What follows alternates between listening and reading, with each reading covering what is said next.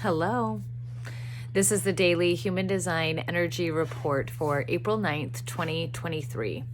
And so the sun is in line 5 of gate 51. And so initiation or the arousing, right? Really igniting that passion, using that ego, that energy of the ego going towards the G center to utilize the ego to help build our direction, right? Our drive.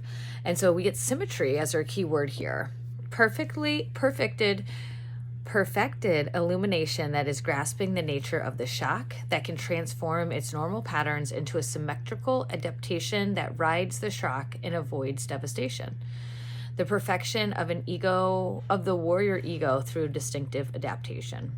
A tendency in seeking the core to harmonize with one shock only to be overwhelmed by the next.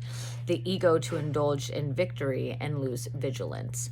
And so I know perfected is such like a difficult word for some people to work with, because there's never a perfected, right? But I feel like when we discuss about it in this way, it's realizing that there always has to be finding that balance point, right? When we can realize that and we kind of accept that it's always a perfection, it's always a trial and error. We're always trying to find that balance again, not being like, oh, I learned this lesson, I'm going to stay here, I'm going to keep going. It's like, no, this lesson could come up again in a different way. And it's realizing that in different chaos, in different things, we might have to come back again and utilize the past experiences as a way of, okay, how can I take what I've learned and reshift this and rise to the next step, right?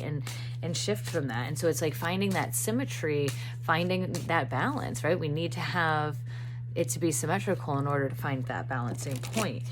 And so we need the ego to help us push through some of our fears, to help us push through some of the resistance, but we also need to be humble at the same time, and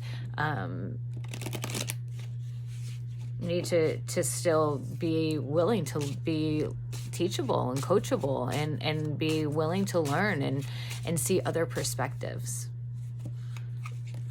And so we get gate 45, distribution. And so this is coming down into the into our heart, right, which is where 51 lies. And so distribution, really learning how to shift into balance and to distribute, right, our energy, our emotions, our passions, our desires, trying to balance it out so we're not going full force and burning out and then and then pulling back 100%, right? Like, so we're not going and like, how can we find the distribution? How can we find the symmetry in that distribution, that evenness of our energy, so that we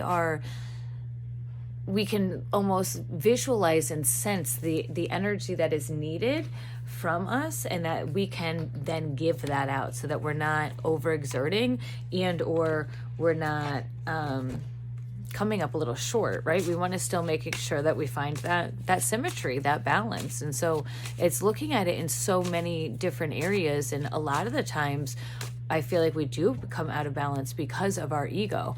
Our ego is either telling us to go harder, or we get so burned out or overwhelmed or whatever that we just give up and we throw our hands up, and we miss out on the whole opportunity because we didn't have the patience, we didn't have the focus, or we didn't learn how to just take a break, take a pause for a moment. And so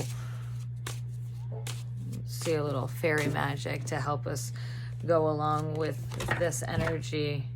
Too many dragons. And so too many dragons, really looking at all of the external things going on in our world, really looking at, are we centered and focused in on us, or are we focused in on everybody else? And so that could also be our distribution, right? Are we giving away all of our energy to everybody else, to all of these different situations, to all of these points, and forgetting to fill up our cup, or forgetting to come back to us and have a little bit of that focus, of that ignition and igniting in us to go in our path, in our direction, not necessarily for everybody else, right? And so how can we kind of lean into that? Too many dragons. And I also I know it is all about I'm focusing on our energy, but it's also looking at our schedule, right? Is your ego telling you that others can do things better than you can? And so even looking at all of the things, like, what is your ego telling you? How is your ego talking to you? Keep up with the things that you love to do, right? If it's something that you love to do, you'll know that you'll keep doing it. You'll try to do it over and over. It's also important to make sure that you take care of your time, looking at your schedules, making sure that we're not over scheduling, that our ego isn't saying that we have to keep going, and also realizing that if we over schedule and we can't follow up with a commitment, that it affects somebody else, not just ourselves. And so it creates this ripple. And so looking at our distribution and what we're committing to, and seeing if we're able to reasonably honor all of those commitments, and if it's something that we truly even want to do with in the first place. And also just looking at our timing, right? This is also about schedules and scheduling in our life, and looking at our patterns and our things, and looking at boredom, right? Sometimes being bored can be very hard. We tend to distract. We don't want to sit with the things. We don't want to sit with the feelings, the emotions. And so we tend to overschedule. We tend to overdo. And so how can we kind of take a pause, ground in, ground down, make sure that we're putting this energy right back into our direction, our drive?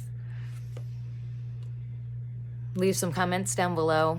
You can shoot me over an email if you want to do a personal reading, Christine@essentialstrong.com.